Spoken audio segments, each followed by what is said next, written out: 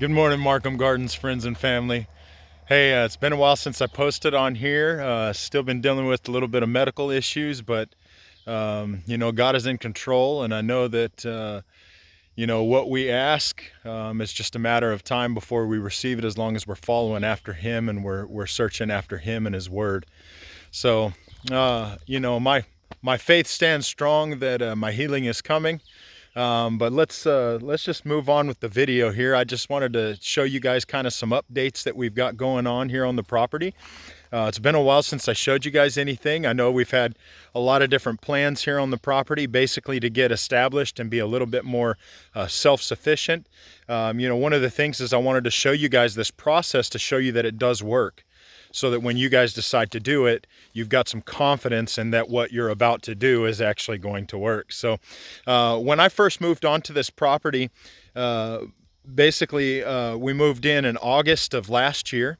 That would be August of 2022. We moved in and we found that most of the soil that was on the property was sugar sand. And there's not a lot of organic material in sugar sand, which means you basically need to add organic material to that soil so that the trees and the plants and the vegetables and the fruits and things that you plant will have something to eat as it decomposes. Fungal dominance and bacterial dominance in that compost begins to break down and then feeds your plants so that you don't have to. For hundreds of years, we've basically farmed in a way where we bring in chemicals and we bring in non-organic minerals and things like that to add to the soil to feed our plants, and basically that's not the most sustainable way to do it. The most sustainable way is to bring in organic material so that it will break down, and then what happens is it's a compounding interest. Over a period of time, your soil becomes better and better and better, instead of the current way of farming, where we deplete the soil, we deplete the soil, we deplete the soil until we reach a place where it's no longer growable and the land has to be laid barren for a time to rejuvenate itself. So let me just get right to it. I'm going to show you guys kind of what we've done. In previous videos, I've showed you that we laid a whole bunch of wood chips. So I've got wood chips all over this property, and they've slowly begun to spread. And as you go up underneath the wood chips, if I was to show you guys here real quick, let me show you. Hope I don't make you too dizzy, but you'll see here we've got this pile of wood chips. If I begin to pull this back, you're going to start seeing this black material. And as you can see, these wood chips have started breaking down. And down here on the bottom layer, what used to be sugar sand is now beginning to turn into a dark black compost. And so this is happening over the entire property. So I've laid these wood chips all over the property, and as it rains on them and gets them wet, fungal dominance begins, and those fungus, those mushrooms basically, I've seen a lot of gardening people that when they get mushrooms come up in the yard, they say, oh my gosh, should I remove this? Because to them, fungus is bad. Well, fungus in your house is bad, because fungus is going to begin eating your walls, eating things like that, and you don't want your house breaking down. But when it comes to building soil, they are 100% key to creating good soil that is high in nutrient, that is high in mineral content, so that you can grow the best fruits and the best vegetables for your family to eat, and you can become more sustainable on your land. So I'm just going to show you, we've planted several different plants on this property, and I'm going to try not to make this video super long, but I wanted to give you guys an update of everything that we've got growing on the property now that we started since August of 2022. So let me just show you real quick, and I'm going to try not to make you guys dizzy. Again, I'm carrying it around with my hands, but one of these days we'll change our process here, but hopefully you can hang with me. And we're going to start at the top of the property, where I've only got a few mother trees. I've got some that are going to get real tall and create some shade, create some dappled shade, so that I can plant other berry bushes and things underneath them. And basically what you want to do is you want to start with the tallest trees. You want to plant those first.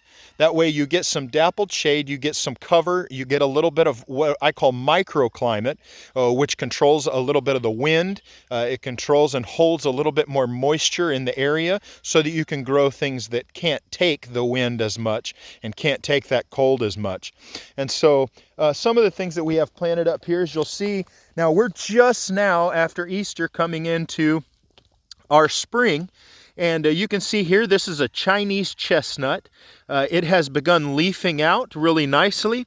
And this will provide large nuts, so we can eat these nuts. It does provide food also for wildlife and game, but that is going to provide shade for us. That is going to provide food for us. And that way it's creating a dual purpose. And so as we come around, you guys can see I've kind of done a little bit of a maze. You know, you walk through here, you walk around the corner, and then it heads back the other way again. And over here I've just brought in a pollinator. Basically I went out and dug up a southern magnolia and dug that up from the side of the street and planted that here. It's going to be a very tall, very beautiful tree with very large fragrant blooms. You know, I don't know if I've mentioned in the past on here, but I prefer that if you're going to plant a garden, that your garden needs to have multiple uses. Whatever plant that you plant, it needs to, number one, it needs to either be edible, needs to create some sort of pollinator draw, so it needs to draw in bees and things that pollinate your vegetables and your fruits, or it needs to be extremely fragrant and very attractive and beautiful. So if it doesn't do those things, you know, I usually do not plant them. You know, a lot of people like grass, they like grass lawns, but the thing is you are putting a lot of effort and a lot of work, a lot of mowing, a lot of watering, a lot of money and finances into those things, and you're not getting a lot of return. So I tend to shy away from those type of things. You'll notice here that this southern magnolia has just now started putting out its first little growth tip here. I don't know if you can see that. I hope you can.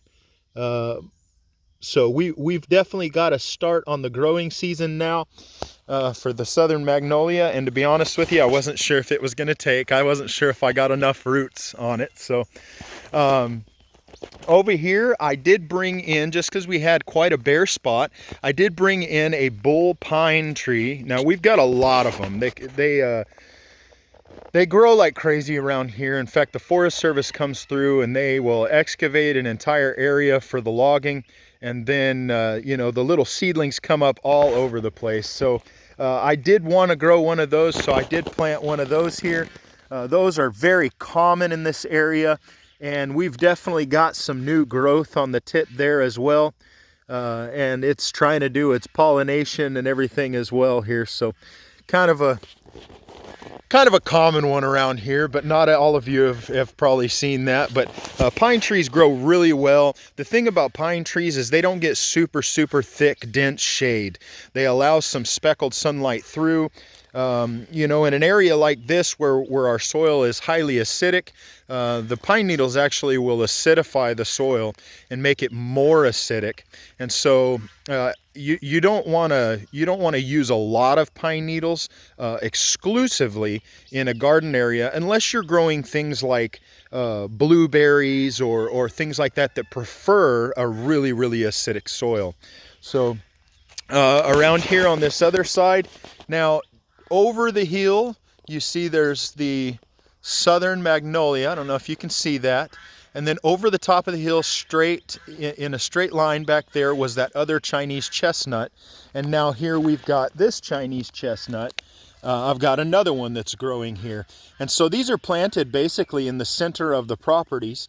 You know, we've got the side over here, the fence over here. We've got a fence over here. And then right down the center, I'm laying these large fruit nut trees and pollinating trees so that we create kind of this canopy for some break from the sun. In the summertime, we get well over 100. There's not a lot of air movement in this area, and so when you're in the full sun and not a lot of air movement, you end up pretty stagnant, hot air. and so it becomes very difficult to grow some of your weaker plants because you don't have that shade. And so what I'm doing is creating a little bit of a shade break for some of these plants so that I can get some less hardy, well, not hardy because that's more towards cold, but a little bit weaker plants to grow up underneath some of these trees. Right here in the dead center, I've got another, you can see there's not much to see right now. It hasn't quite woke up yet. This is a saucer magnolia that I've planted right here in the dead center. I'll show you over here. We've got a couple American hazelnuts. This American hazelnut has woke up and is growing like crazy. We've got beautiful growth tips here on the tops, doing really, really well. And I've got two of those. So we've planted one on that side, and then on the other side we've got another one over here that's on the ground. You guys please forgive the traffic. We are right next to the highway, so you know, we are dealing with some traffic noise. But right here we've got another American hazelnut that's coming up. This one is more grown up from the bottom. I haven't got any growth on the top stick portion yet. And if it doesn't, that's fine. We'll just go ahead and we'll cut that off right about here at the top. That way all of this can become the dominant and will grow up into a tree. But American hazelnut, really, really good, delicious nut that's got a lot of good nutrient factor for you to eat. And so I've planted a couple of those on each side. Right here in the center, I've got there's nothing to see here as well. Right now it's just a beautiful stick. But this right here is a sourwood. You can see that when I've planted every one of these, all of these trees have a little bit of mulch that has been planted around the trees. So you can see right here around each tree they've got mulch, and that's to hold moisture in that area. It's never up against the actual trunk. You don't want that mulch to be directly against the trunk, because being directly against the trunk, especially in a high humid area, it will actually cause root rot and cause that trunk to begin to rot and cause you problems with some of your plants. A couple things that we have planted over here, you can see in that far area over there, there's a stick sticking out. That one right over there is a fig. I believe it's a brown turkey. And then we've got another fig plant. That one over there has not quite sprouted out yet. It will once it gets a little bit hotter. But we've got another one here. And this one, because of our winters, we ended up having pretty cold winter. And a lot of this top material died back, which is pretty common here for fig. We do get cold enough that it can kill some of the top portions. I think at one point we got down to about 13 degrees this year. And so a lot of these figs are coming back from the roots. And that's fine. As this season goes about, these will all sprout out and they'll grow back tall again. And then, you know, in the future years, we can protect those. We can do things to keep those from dying back. But as they get stronger and stronger, they'll die back less and less. So one of the big trees that I've got planted here is a weeping willow. I've always enjoyed the way that they looked.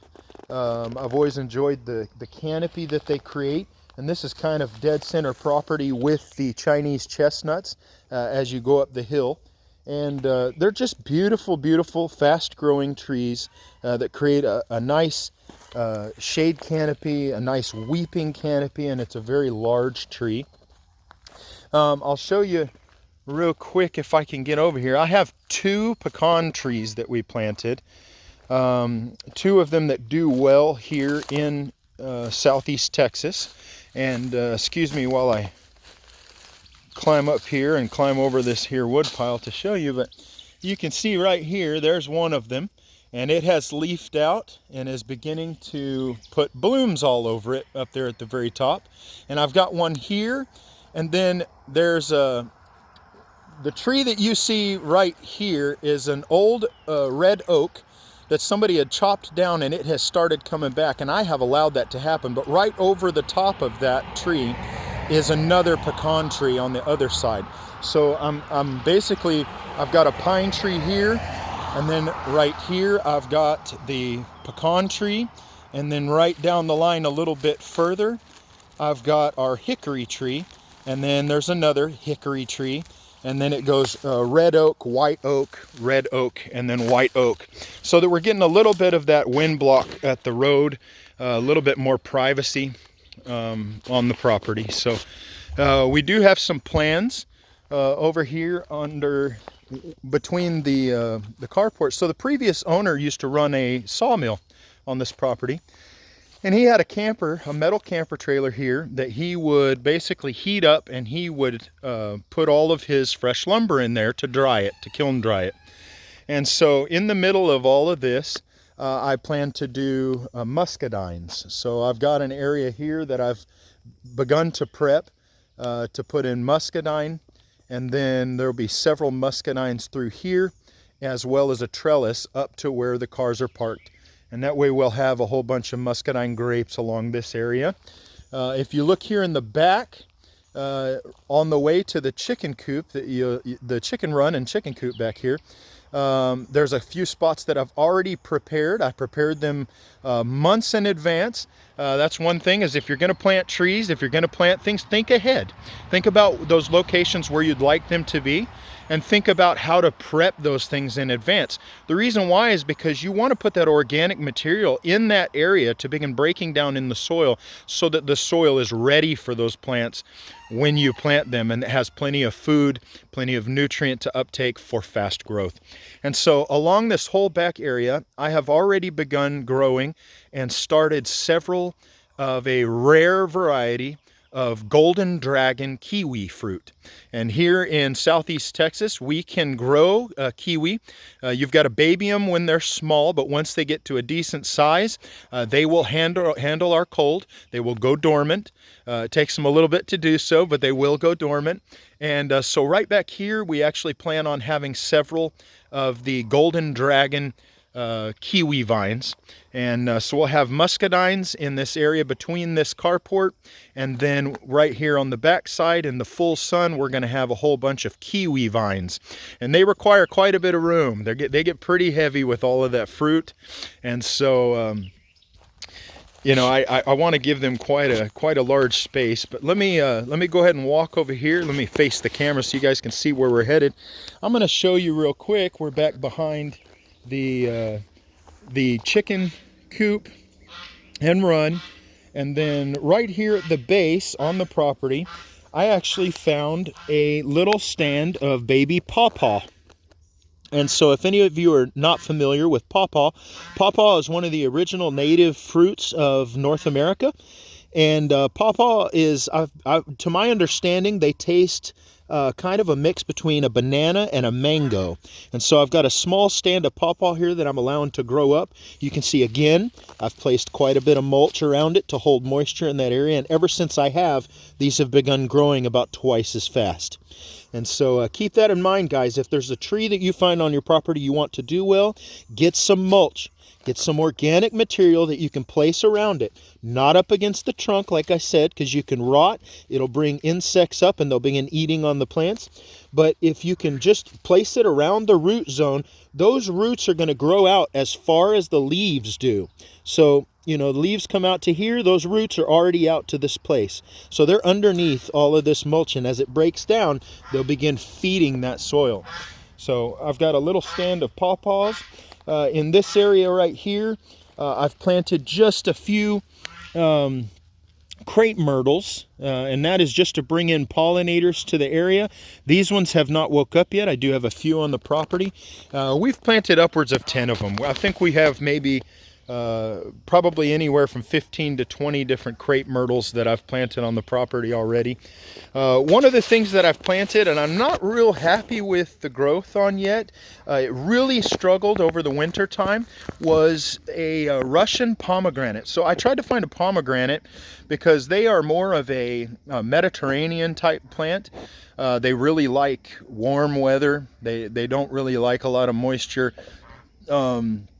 And I wasn't really sure whether they would do well, and now I'm seeing that it's really struggling quite bad. But this is a Russian pomegranate, And you can see we do have some growth that has shot up, and it is trying to come up from the base, but the cold weather just did not do it justice. So real quick, Patty's gonna make an appearance here. This is our guard goose, Patty. She is an African goose, has decided to come up and say hello, and is eating up that grass. So a lot of you, if you don't know, African geese can solely forage off of grass. They will eat grass and a lot of different weeds and a lot of different plants, and they can live solely on foraging. So that's one of the reasons why we went with the African geese, and she saw me over here, so she's taken the opportunity to get brave enough to come over to eat some of the grass in the area. Real quick, let me show you, we have started, because of elderberry, a lot of you have heard of elderberry and the medicinal benefits of it. This right here is an elderberry tree.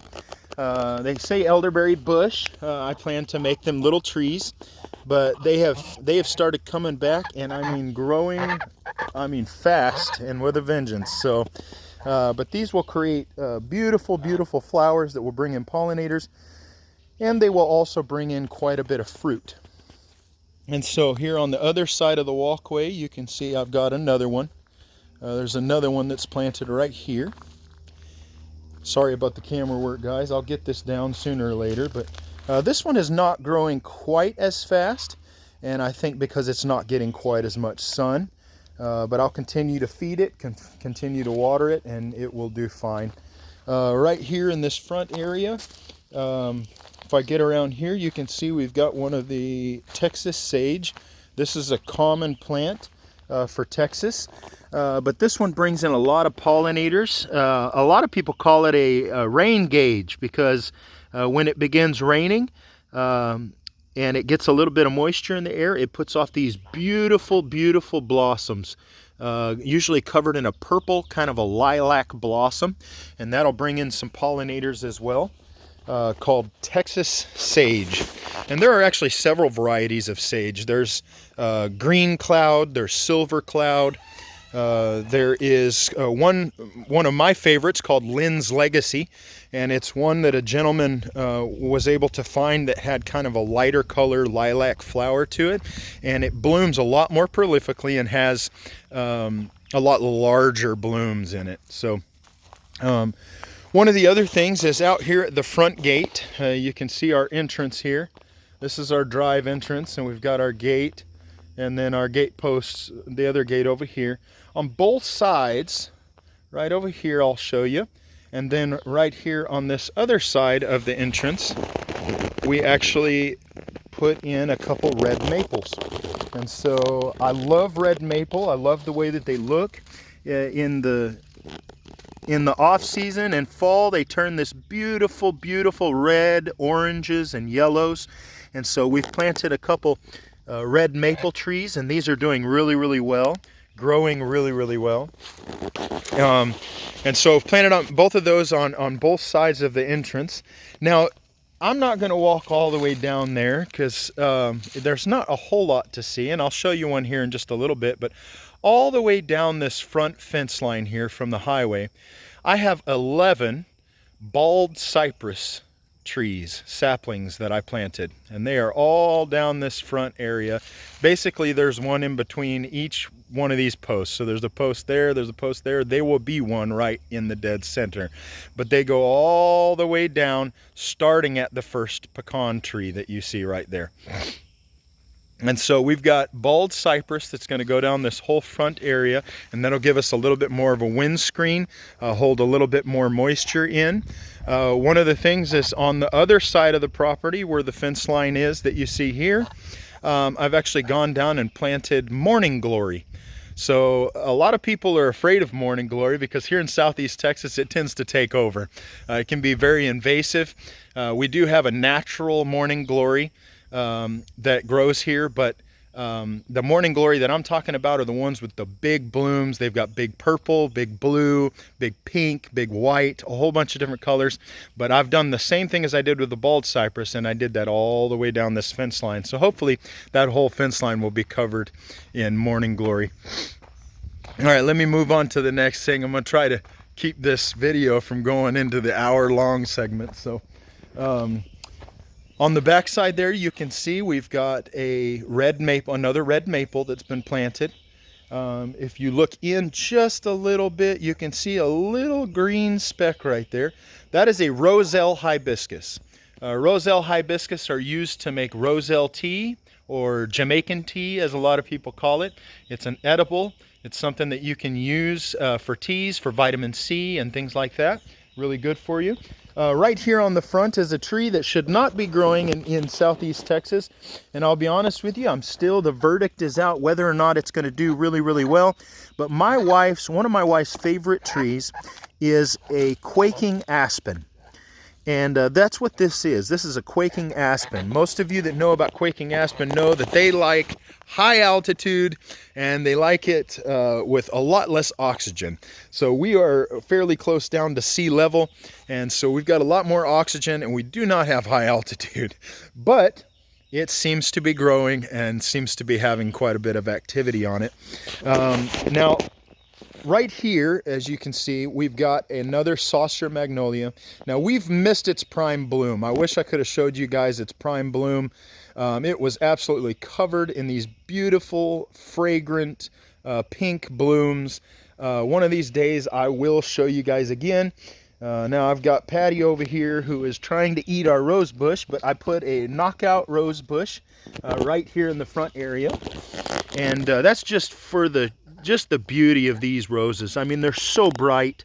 They stand out. If you drive down the highway here in southeast Texas, you'll see they're planted quite often. One of the benefits of this one is you don't have to deadhead them.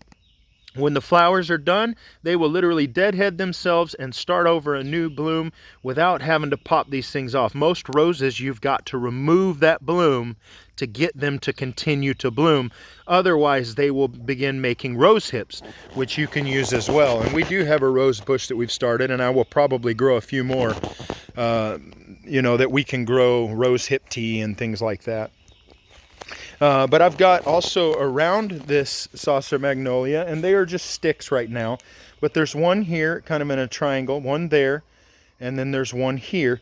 Those are what are called sweet bush, or sweet flower bush, and they're very fragrant, bring in pollinators and things like that. So Patty, hold on guys. Patty has got herself stuck in a hole over here. Come on. Come on. Let's get out of here. Come on.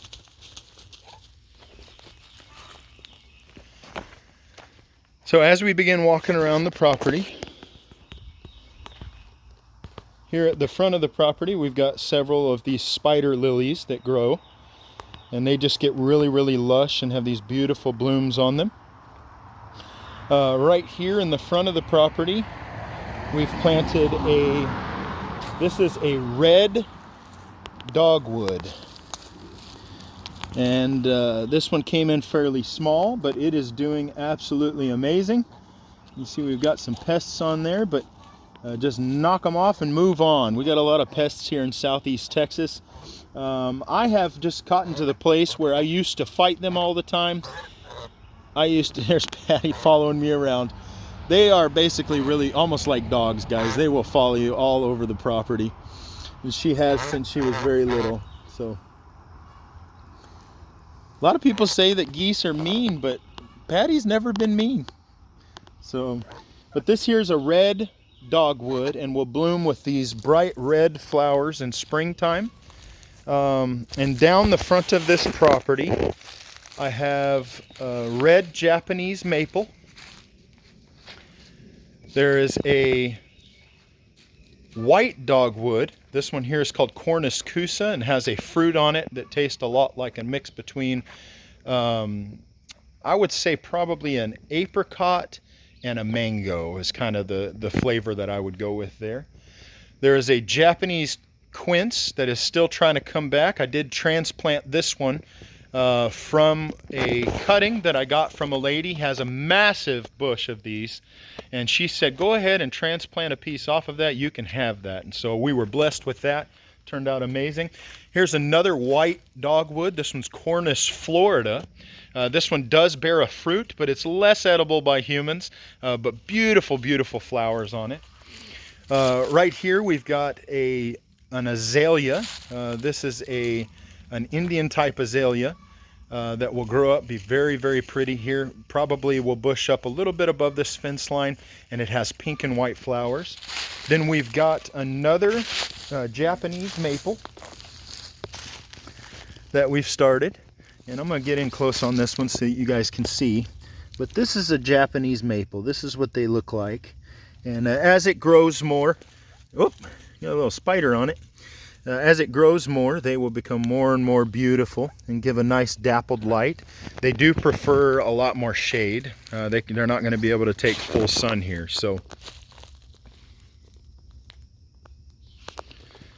and then on the far corner down here, I have a pink dogwood. So this one will grow up and give us pink flowers. So pink will have white flowers, and red flowers down there on the end. So let me come over here to our orchard area. There's a whole bunch of different trees that we've planted that will do really, really well. On this side right here we have what's called a Rose of Sharon. And you can see everything is just starting, guys. It's just baby. So through the years, and as I begin to show you guys the progress of things, you'll see how well they grow. That is a Rose of Sharon, also related to the hibiscus. Here we have a butterfly bush. This grows beautiful flower spears that draw in pollinators. Over here we've got a forsythia, also a bush that has a lot of beautiful yellow flowers on it with beautiful pollinators. Right over here we've got a cherry. It is a bush cherry type, so it will create fruit that can be eaten, but it is a bush. Right over here we've got a little bit of a garden, so I've got some mammoth garlic that's growing up. We've got an empty spot here. Right here we've got several of the Royal Russian purple tomatoes. I've got to get some cages put around these, otherwise they will start flopping all over the place. Right here we've got another one of the crepe myrtles. This is a watermelon crepe myrtle. And then on the other side here we've got a magenta crepe myrtle, and both of those have started leafing out. Down this aisle right here we've got several types of okra that we've planted, and then over here we've got our pepper rose. So this right here is a, holy moly, there's all sorts of bugs we got on here. This is a farmer's jalapeno. This here is a habanada. This is a habanero that has no heat to it. Another farmer's jalapeno. There's a buena mulata. Some of these you'll have to look up because I've got so many different types of pepper plants that I'm going to be planting probably hundreds of varieties. So, but we've got another row here with a whole bunch of baby ones that come down, and then those are a whole bunch of the habanada, a few of the farmer's jalapeno, a few of the Japanese shishito peppers, things like that. I love growing peppers. They're easy to grow. They grow really nicely, and you get really, really fast reward off of them. So here we've got a methyl plum that has begun growing really, really well. This one here is my wife's favorite persimmon. This is a Fuyu persimmon that is growing.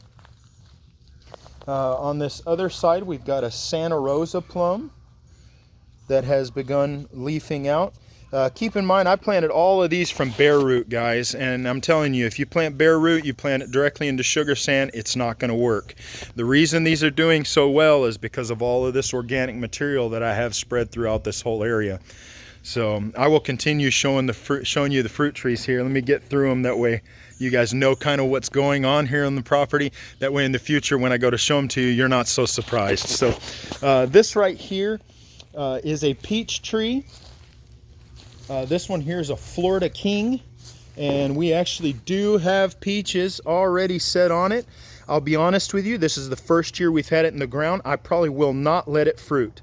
So I'll let them get a little bit bigger than this, and I'll probably remove all of the fruit from this tree. I believe that for the first year to 2 years, you shouldn't let your trees or your fruit trees grow the actual fruit. And the reason being is because they haven't really developed a lot of root structure yet. They haven't, and root structure is what's going to pull nutrients up into that tree for good production. And so the fastest way to get good root production for your trees is to remove the fruit so that they're not spending the energy on the fruit. They're spending the energy on creating the foliage that pulls energy from the sun and then transfers that energy down into growing root systems. And once you get a really good root system going that can bring up the nutrients, and you get a lot of foliage and a lot of growth on your tree that can produce a lot of energy, then you can look at growing fruit, and you're going to get a lot more production, a lot stronger fruit, and a lot more fruit for your, basically more bang for your buck. And so for those first couple of years, I usually will not let something produce. I will go ahead and remove that fruit. I won't remove the fruit until the fruit fully sets. If you do remove fruit before it fully sets, a lot of times what will happen is that some trees will go into sort of a shock mode and say, oh my gosh, all of my production's gone. I need to reproduce more fruit. And so it'll actually sap more energy from that tree and do basically the opposite of what you really want. So I will let those fruits set. Over here we've got another peach tree, a large peach tree. This one is a red skin peach. Keep in mind, guys, when you do order peach trees or you get peach trees and you plan to establish peach trees on your property, you need to figure out what kind of chill hours that your trees require. Each area is going to get a certain number of hours called chill hours, and those hours are usually below, I want to say it's low 40s, but what happens is a peach tree, when it goes dormant, requires a certain number of hours below a certain temperature to create and to hold enough energy in the root system and through all of the bark and everything to push fruit. So if you think about fruit and you think about the sweetness of the fruit, that's all energy. That's all sugars that is required to push that fruit out of there. And so if you don't get enough chill hours, or you buy a tree, which at a lot of these box stores will sell you trees that require too many chill hours, and you'll never achieve the chill hours required to make that amount of fruit or to make any fruit whatsoever. So you end up with a peach tree or an apple tree or a pear tree that basically will never produce fruit because it never has the dormant hours required to create the energy to make that fruit. So make sure that your chill hours are within the window that's required. There are plenty of places online to look that up. One of these days in the future, I might go ahead and put a link for that. That way you guys can look at the chill hours and what trees require what in your area. One of the things that we've planted here is I've got a couple apple tree, actually 3 different apple trees. This one here is a cinnamon spice apple. I'm looking forward to this one. I've never tasted one before, but I hear good things about the cinnamon spice. One of the things here in Southeast Texas that you'll run into with apples is fire blight.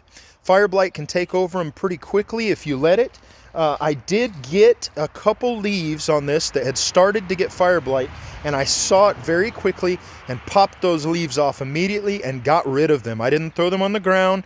I didn't keep them in the area. I removed them from the entire area, and the reason why is because that fire blight is a fungal infection that will begin, if left on the tree, will cover all of the leaves, will begin working its way down through the stems, and will actually kill your tree. So as far as apples go, just for pollinating purposes, I went ahead and put in a southern crab apple. So crab apple is going to be a heavy producer, a heavy bloomer, but it's going to help in pollination of these apple trees. Right over here, we've got another apple tree called Einsheimer, as some people call him. But this is a apple tree that comes from Israel. And so it requires very low chill hours, which means we're gonna get production most years. You have to be careful because if we do have a super, super hard winter, sometimes it will try to start blooming really, really early, and then that cold will knock those blooms off. But this one actually did. It's got 3 tiny little blooms on here. I don't know if you guys can see that. Yeah, you can.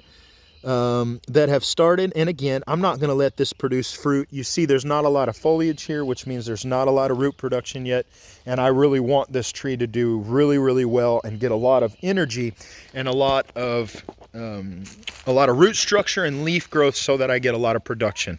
And so I'm not going to let that thing go ahead and fruit.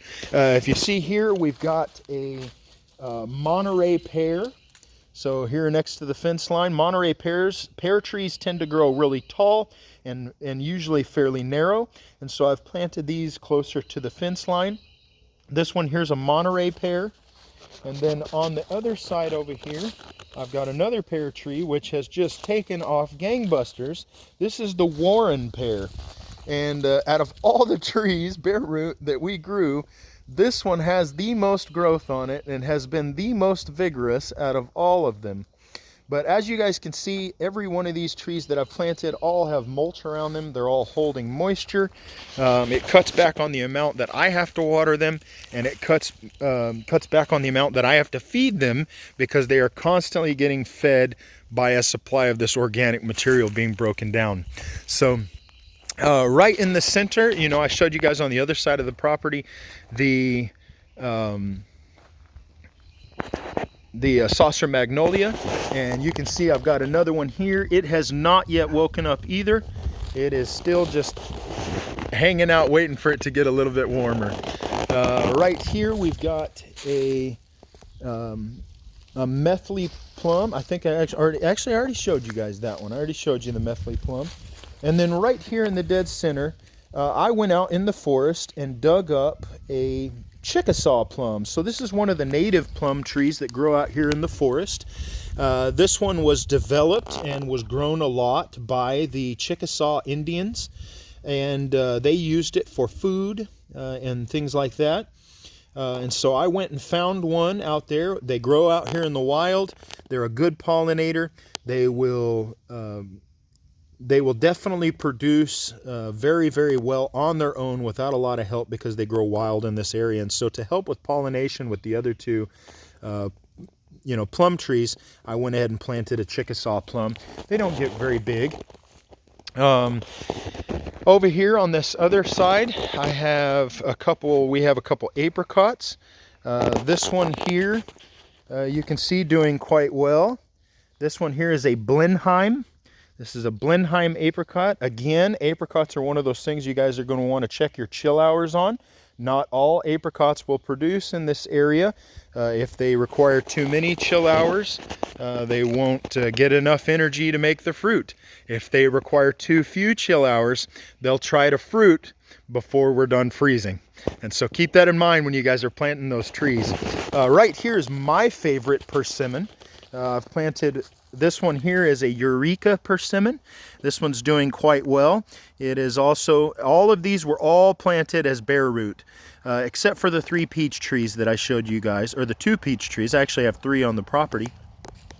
And this one here is the Eureka persimmon. This is the one that is astringent. It will dry your mouth out and make you pucker if it's not ripe. So you definitely want to make sure this one's fully ripe and a little bit squishy before you try to eat it. Otherwise, it'll dry your mouth out pretty bad. So this one here, this is another apricot that we've planted. This one here is an early golden apricot. And this one's doing really, really well also. So early golden and a Blenheim apricot. Right down here we've got a whole bunch of other peppers you guys can see that have just started. Some of these are California wonder peppers. Some of them are the sweet bell peppers.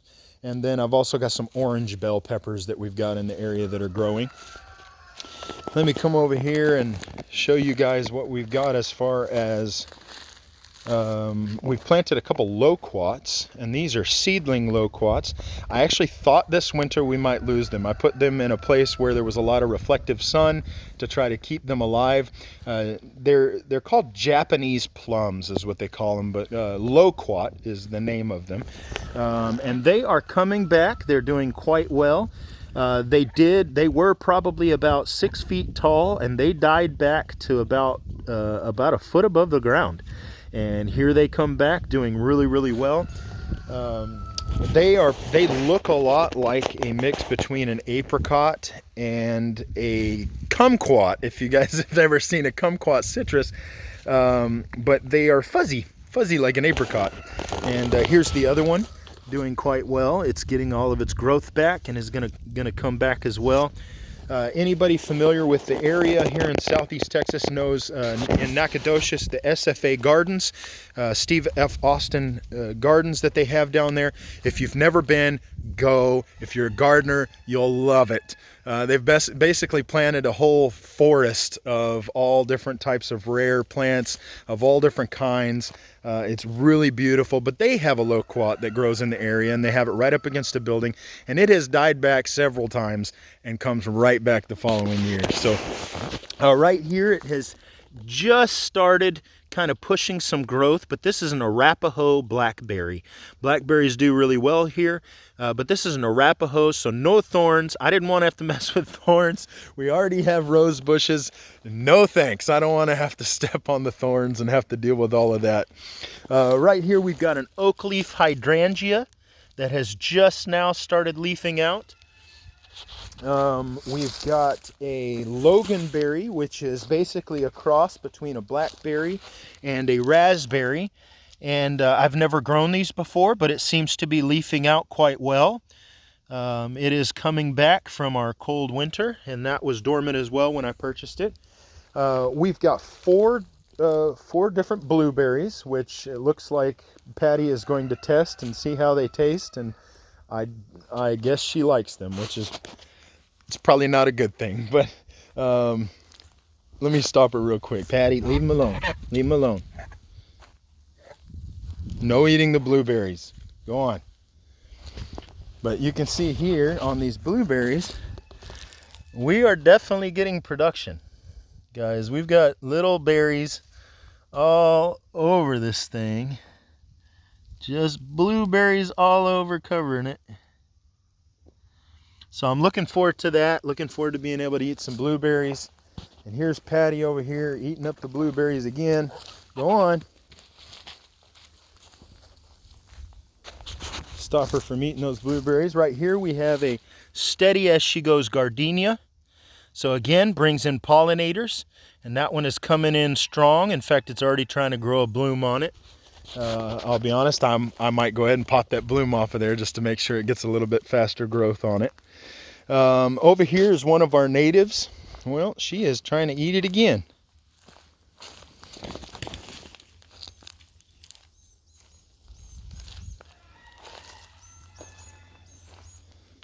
So right over here we've got one of the natives that grow in this area called dewberry. And the dewberries are doing quite well. In fact, we've got some berries up here that have started to grow. So that's kind of cool. Over on this section, we have, this is our septic area. And so I didn't want to plant anything that had really, really invasive roots. So we ended up putting some bananas. There are 4 different banana trees in here. And as it fills in, it'll fill this whole area with banana trees. And I understand that bananas will grow here and you will get production from time to time. And so we've gone ahead and put some bananas in. And let's see, what else have I not shown you guys? I've got some more crepe myrtles that I've planted on this back side. And then let me show you guys real quick, before this video gets too long, let me show you the bald cypress. This is what they look like when they start to leaf out. They kind of looks a little bit like a pine tree. But if you don't know the history of bald cypress, they have a massive history, especially in Asia. They live thousands of years, and Beautiful, beautiful trees. Beautiful trees with a lot of history. But anyway, I think I've talked y'all's ear off. I think I've shown you a whole bunch of stuff. There's a lot more to show, but not that I can do in this video. Basically, this video has gone really long as it is. If you've stuck with me this long, I really appreciate it, guys. It means that you must really, really, really love gardening, or you just were really, really curious, because I can totally see where you would have checked out about halfway through the video, because I'm looking at 49, going on 50 minutes now, almost an hour of me talking and talking and talking. So anyway, here at Markham Gardens, guys, we're trying to be a little more self-sufficient. We're trying to grow our own food, trying to grow some plants and grow this back up. The property was basically bare. It had been cleared so many times. The person that lived here before wasn't really into gardening, and I am, so I'm trying to bring it back. Bring back some gardening and bring back some trees and some foliage, and basically create Markham Gardens. And this is going to be multiple years of progress. This isn't something that happens overnight, guys. If you start something like this, get ready for the long haul. And in thinking about the long haul, make sure, like I said, to prepare your soil in advance. Bring in some organic material. Bring in some things that are going to feed those trees so that you don't have to do it, and you're not having to work so hard to keep these things alive during the entire season. That goes for the cold season, and that goes all the way to the hot season, because we get both of them here. But it allows you to be a little bit more self-sustainable, and allows you to basically feed your family without having to rely on the grocery stores and rely on things that could fail. We know at some point they could all fail, or at least change the way that they're run currently. And so I appreciate you guys hanging out. If you like this video, or even if you didn't like the video, be kind and like for me. If you want to get this information out there, and you know somebody that would really enjoy following and listening along for over 50 minutes, almost an hour, to me talking and showing different fruit trees here on the property, please share this. And if you guys haven't, subscribe to the channel. It definitely helps us get the word out there, but there's going to be a lot more happening here on the property. There's a lot more that's going to be done on the property. There's a lot more plants that we're going to plant, and there's a lot more growth, not just here, but also in the plants, but in us as well. And so I would love to share that with you. I'd love for you to be able to follow along. For all of you friends and family that are following here at Markham Gardens, I appreciate it. Love you guys. We'll see you later. Peace.